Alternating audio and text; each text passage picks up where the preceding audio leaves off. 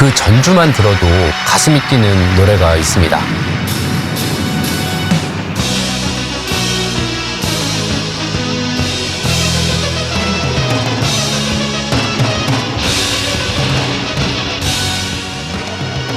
제가 고등학교 때, 대학교 때 응원단 활동을 했었거든요. 횟수로 총 5년을 했는데 그대에게를 엄청나게 들었겠죠. 그 전주만 들어도 근육이 막 반응하고 몸이 기억될 정도니까. 그리고 한 5년 응원단 활동의 마지막 무대가 2004년 9월 응원제였는데 그때 게스트가 넥스트였습니다. 팬이었고 직접 섭외도 했는데요. 두 번째로 부른 곡이 그대에게였고요.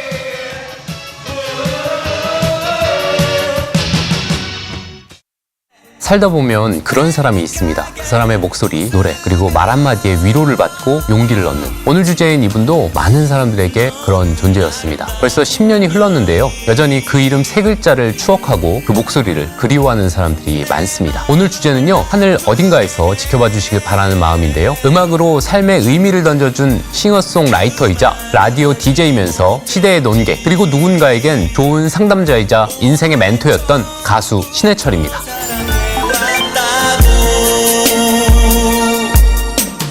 이분에게 항상 따라붙는 수식어가 있습니다. 천재 뮤지션. 어려서부터 신동소리를 들으면서 컸을까 궁금했는데 의외로 본인은 음악적인 소양이 전무했다고 생각했대요. 성대 약대를 나와서 약사를 하다가 사업을 하신 아버지, 이대 국문과를 나온 어머니 밑에서 자랐고요. 예술보다는 공부를 잘할 것 같은 집안인데 4살부터 피아노 학원에 가긴 갔어요. 근데 선생님이 어머니한테 공부를 시키라고 하셨대요. 왜 싹이 보이는 애들은 바이엘 1번을 치다가 70번으로 점프를 하고 하는데 30번을 치다가 다시 1번으로 돌아가고 했대요. 연주보다 피아노 자체에 더 관심이 많았다고 하고요. 오히려 미술 쪽에 소질이 있었다고 하죠. 상도 많이 받고. 근데 어머니가 음악 쪽에 더 관심이 끌리셨다고 해요. 어쩌면 아들의 정체를 알아보신 걸 수도. 4학년 때 밴드부에 가입시켜서 클라리넷을 불게 하셨는데 그때도 선생님들이 안타까워하면서 넌 참 인사성도 바르고 공부도 잘하는 애가 왜 악기는? 이러면서 음악 점수도 낮았다고 했습니다. 어려서부터 다한증, 손에 땀이 많이 나는 약점이 있었는데 악기를 다루는데 치명적이었던 거예요. 그러던 어느 날 초등학교 5학년 때쯤 라디오에서 어떤 음악을 듣게 됩니다. 뭔가 기계적이면서도 때려 부술 듯한 광란의 음악. 듣고 나면 가슴이 후련해지면서 충만한 느낌을 받았다고 하고요. 이때부터 헤비메탈 사운드에 심취하기 시작한 거죠.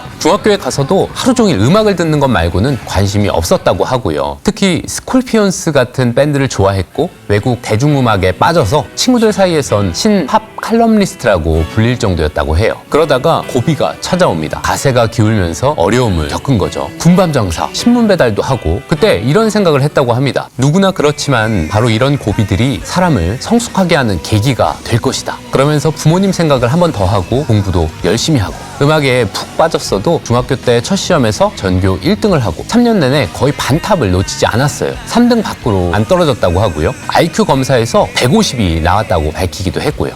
저희가 지금까지 음악을 할 수 있도록 허락을 해주신 부모님께 대단히 감사를 드리고 싶습니다. 그리고 저 나름대로 음악한다고 부모님께 마음 걱정 많이 끼쳐드렸는데 이제부터 효도하고 싶습니다. 아무튼 중학교 때는 음악을 듣는데 만족했다면 고등학교 때부턴 음악을 직접 하게 되는데요. 밴드에 들어가서 일렉기타를 처음 만져본 거죠. 기타에 푹 빠져서 살았다고 합니다. 밴드 이름이 각시탈이었는데 강북에서 꽤 유명해져서 따라다니는 여학생들도 있었다고 하고요. 그러면서 동시에 교내 방송반에도 가입해서 방송 일도 열심히 했다고 하고 방송 드라마 극본도 써서 전국대회에서 상도 받고 반장도 맡았다고 하는데요. 잘하고 못하고를 떠나서 뭐든지 하나를 하면 진짜 열심히 했던 것 같아요. 근데 고등학교 때 수학시험에서 답안을 100지로 낸 적이 있었대요. 수학 선생님한테 뺨을 맞은 적이 있었는데 수학에 대한 흥미를 완전히 잃어버리고 심지어 스승으로 인정할 수 없다고 한 거죠. 고2 때 반에서 10등 밖으로 밀린 적도 있었다고 하고요. 학력고사를 한 달 정도 앞두고 나름의 벼락치기를 해서 서강대 철학과 87학번으로 들어갑니다. 수학 점수만 엄청 낮았고 나머지는 거의 100점이라는 얘기도 했었어요. 대학생이 되고는 물 만난 고기처럼 음악에만 몰두했습니다. 부활 김태원을 찾아가서 기타를 배우기도 하고 태원 형이 저를 좀 귀여워하시는 바람에 이런저런 것들을 가르쳐 주시고 그 당시에 한창 에너지가 피어오르던 뮤지션을 바로 옆에서 관찰하고 이야기를 할 수 있는 기회가 저한테 생긴 거죠. 그게 제 인생을 바꾼 계기가 됐고요.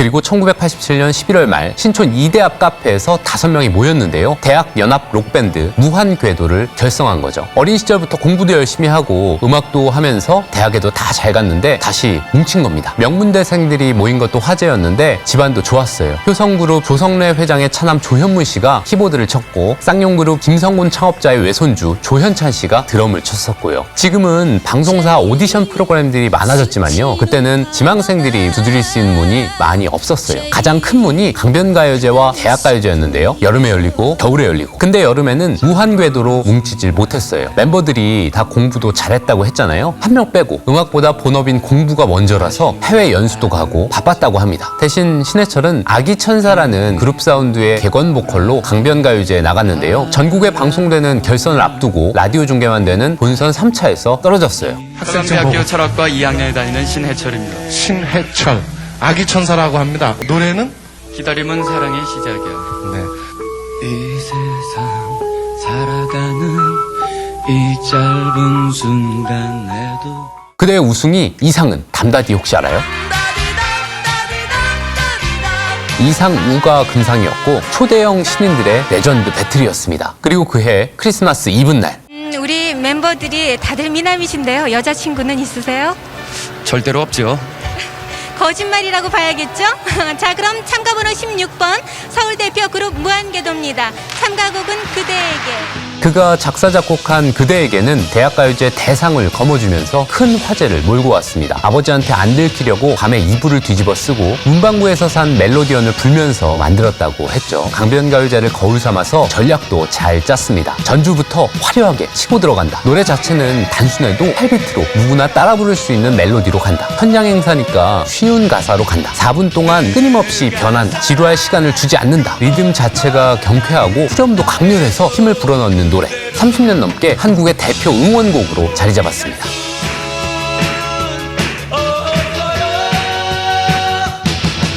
그대에게는 응원한 사람들한테 응원곡 이상의 상징성을 가지고 있는 곡입니다. 이게 엄청 힘들거든요. 특히 첫 도입부 박수가 초스피드로 활발을 뛰게 하는 것처럼 엄청 힘든데 나중에는 팔이 막 너덜너덜해진다고 할까? 이게 벌써 30년이 넘게 내려오고 있잖아요. 선후배의 전통처럼 이어진 곡이니까 공통의 추억 같은 것도 나누게 되는 거죠. 아무튼 팀워크와 열정의 상징이고요. 그대에게가 언제부터 응원곡으로 쓰여졌을까 궁금했는데요. 그 대학가요제 이후에 무한궤도가 거의 매주 토토즐에 나왔거든요. 2달째 응원단과 함께 공연을 하더라고요. 바로 응원곡이 된 거죠. 아무튼 대상 이후에 신해철은 아이돌 스타로 급부상합니다. 한 달 뒤에 MBC 라디오 진행자로 발탁되면서 라디오 DJ 생활도 시작했고요. 그리고 1989년 6월 무한궤도 1집을 내놓습니다. 유명한 곡이 우리 앞에 생이 끝나갈 때 삶과 죽음에 대한 성찰을 담은 곡이죠. 그때 당시에 나왔던 노래들과 비교하면 다른 점이 확실히 있었던 것 같아요. 철학적인 면모와 실험 정신 같은 것들도 잘 보여줬고요.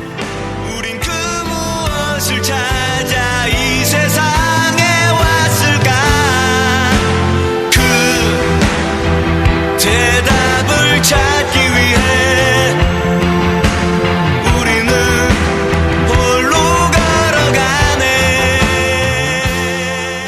거칠 것이 없었던 그의 행보에도 큰 위기가 몰려왔는데요. 대마초 흡연 혐의로 불구속 입건된 겁니다. 그리고 멤버들 사이에 의견 충돌이 생기면서 무한궤도가 해체되고 큰 고비를 맞습니다. 나머지 무한궤도 멤버들은 015B를 결성했죠. 015B랑 무한궤도, 0은 무, 1은 한, 5B는 오빛. 그래서 015B가 된 거라는 썰도 있습니다. 자칫 낭떠러지 아래로 떨어졌을 수도 있는데 귀인이 있었습니다. 전도 유망한 대학생 가수의 손을 잡아준 거 가왕 조용필이었습니다. 대학가요제 당시 심사위원장으로 전주만 듣고도 대상이다 직감을 하고 만점을 줬다는 얘기도 있던데 이후로도 적극적으로 지원을 해준 은인이기도 했어요. 자기 매니저였던 분을 소개해줬는데 이분이 대형 기획의 유재학 대표입니다. 전설의 매니저라고 불린. 앨범을 내는 걸 도와주고 아무튼 신해철은 조용필을 가장 존경하는 선배로 꼽으면서 장군님이라고 불렀다고 하고요. 어떻게 형님이라고 할 수 있냐 했죠. 솔로 1집은 대박이었습니다. 타이틀곡이 슬픈 표정 하지 말아요. 강변가요제 출전곡인 기다림은 사랑의 시작이야를 편곡한 버전이었죠. 영어 랩이 있었던 안녕. 노래 실력이나 얼굴,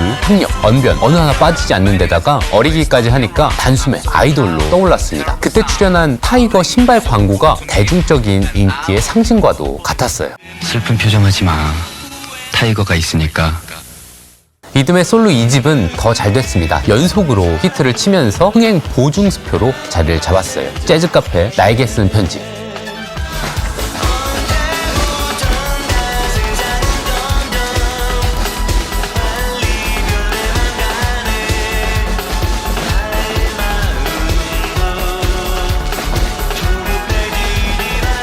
불과 23세 황태자로 등극한 거죠. 작사와 작곡, 미디 작업까지 거의 혼자다 하면서 실력파 뮤지션이 될 조짐을 보여줬고요. 그렇게 솔로로 쭉 갔으면 어땠을까요? 상업적인 성공이 아른거렸지만 그걸 마다하고 다시 록밴드를 결성합니다. 무한궤도 해체 이후에 밴드 활동에도 계속 목말라 했는데요. 1992년 넥스트를 결성하고 1집 앨범 홈을 냈습니다. 인형의 기사 파트 2와 도심, 록음악을 통해서 사회적인 메시지를 전달하기 시작한 거죠. 제목부터가 범상치가 않죠. 이렇게 잘 나가던 신해철에게 또 위기가 찾아옵니다. 1992년 12월 방위병으로 입대를 했는데요. 군생활 중에 선임병에게 구타를 당하기도 하고요. 양쪽 무릎을 다치기도 했고요. 복무 중에 대마초 사건으로 구속되면서 불명예 전역을 하고 재기가 어려울 거란 얘기도 많았어요. 이 얘기하기 저도 좀 마음이 아픈데 본인에게도 큰 상처로 남은 사건이었고 하지만 매번 고비 때마다 그랬던 것처럼 더 성숙해지는 계기로 삼았고요. 고통스러운 순간 그야말로 악과 분노밖에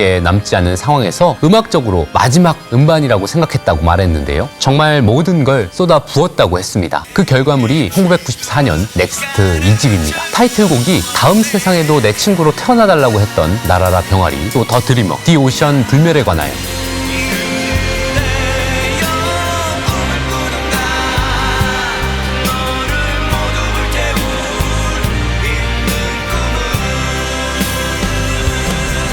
리듬의 넥스트 3집이 나왔는데요. 동성동본 금혼법을 직격한 노래 힘겨워하는 연인들을 위하여가 사회에 울림을 주었습니다.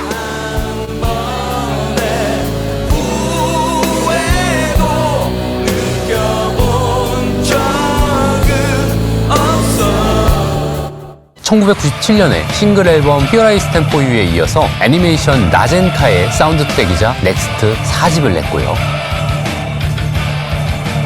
맞아요. 하현우 씨. 저의 심장 천둥에 내게 펴고 널 따내 가를 높이는 자요. 이렇게 거의 매해 앨범을 내면서 실험적인 음악으로 대중을 자극했습니다. 그리고 넥스트의 인기가 절정이던 1997년 마지막 날 팀 해체를 선언하고 영국으로 유학을 떠납니다. 거기서 크롬이란 이름으로 활동하면서 외국의 대중음악가들과 교류했습니다. 솔로 3집 테크노 웍스, 일상으로의 초대, 이듬해 민물장어의 꿈도 나왔고요. 제가 가장 좋아하는 노래이기도 한데요. 고3 때 힘을 준 노래, 치열한 삶을 응원하는 노래. 이 노래 가사가 묘비명이면 좋겠다고 말한 적도 있었는데 민물장어의 꿈은 유족들이 너무 슬퍼서 차마 뮤비에 새길 수 없었다고 했고요. Here I Stand For You 가사가 뮤비에 이렇게 쓰여져 있죠. 마왕이라는 별명을 얻은 것도 이때쯤입니다. 1998년 동아일보 기사에 마왕이란 호칭이 처음 등장했더라고요. 거의 호처럼 불리고 있죠. 2000년 프로젝트 그룹 비트겐슈타인으로 저예산 홈 레코딩 앨범을 선보였는데요. 대중들에게는 다소 좀 난해한 곡들이긴 했죠. 하지만 이때부터 10년 넘게 진행한 라디오 프로그램 고스트 스테이션과 고스트 네이션으로 대중과 더 가까워졌습니다. 거침없는 언변을 날리면서 진심이 담겨있는 진행으로 마니아 청취자층인 고스족을 양산했고요. 2002년에는 미스코리아 뉴욕 진 출신의 골드만삭스에서 일했던 윤원희 씨와 결혼을 했고요. 부인의 암 투병 사실을 알면서도 결혼한 사실이 알려지면서 감동을 주기도 했었죠. 정말 다정한 남편, 아버지였더라고요. 동동이 아빠. 그리고 2004년 넥스트 2기 5집으로 돌아왔을 때는 단순한 연예인이 아니었습니다. 대중에게 곡을 팔아야 하는 가수임에도 사회적 소신을 거침없이 밝혔습니다. TV 가요 프로그램보다 토론 프로그램에서 더 자주 볼 수 있을 정도였어요. 대마초 비범죄화를 시작으로요. 간통죄 폐지, 학생체벌 금지 같은 당시 민감한 주제에 대해서 논리적이면서도 직설적인 발언을 이어갔습니다. 그가 보여준 건 비난을 두려워하지 않는 진정한 미움받을 용기였는데요. 특집 때마다 최고의 비정치인 논객으로 선정됐고 손석희 앵커의 원픽 토론자로 꼽히기도 했고요. 이 부부 사이에 신뢰가 지금 있다, 깨졌다, 결혼이 계속 갈 수 있는 상태다, 아니다, 이미 텄다. 이것을 국가 권력이 간섭해서 이런 경우다라고 지정하기가 매우 어렵다는 뜻입니다. 이때쯤에 시트콤이랑 예능에도 출연했습니다. 안드레 대교주 역할을 맡으면서 아주 강렬한 인상을 남겼는데요. 본인이 재미를 위해서 망가졌다고도 하고요. 스스로 실제 모습이랑 비슷하다고도 했어요. 그리고 2008년에는 넥스트 6집으로 다시 음악 활동을 재개했습니다. 오랜 공백을 깨면서 특유의 사회 비판적인 메시지, 강렬한 록 사운드를 보여줬고요. 2012년에는 아쉽게도 11년 동안 진행했던 고스 라디오 방송이 끝났습니다. 고스족들이 정말 많이 아쉬워했죠. 그러다 2014년 6월에 드디어 솔로 앨범 리부트 마이셀프로 돌아왔죠. 내가 사랑하는 모든 사람들, 심지어는 나를 미워하는 모든 사람들한테도 들려주고 싶은 이야기를 담았어요. 단 하나의 약속. 제목처럼 다시 출발하고 새롭게 도전해보겠다는 의지를 꾹꾹 눌러 담았는데요. 철학적인 메시지와 음악적인 혁신도 가득했고요. 근데 이게 마지막 정규 앨범이 될 줄은 아무도 몰랐습니다. 그해 9월에 넥스트 유나이티드란 이름으로 콘서트를 열면서요. 넥스트의 부활까지 예고했지만요. 2014년 10월 장협착증으로 수술을 받고 이후 안타깝게도 건강이 급격하게 악화되면서 심정지 상태로 응급 입원을 했고요. 10월 27일 세상을 떠났습니다. 46이라는 너무 이른 나이였어요. 많은 사람들이 충격과 슬픔에 빠졌습니다. 육교위의 네모난 상자 속에서 처음 나와 만난 노란 병아리 얄리는 처음처럼 다시 조그만 상자 속으로 돌아가 우리 집 앞들에 묻혔다.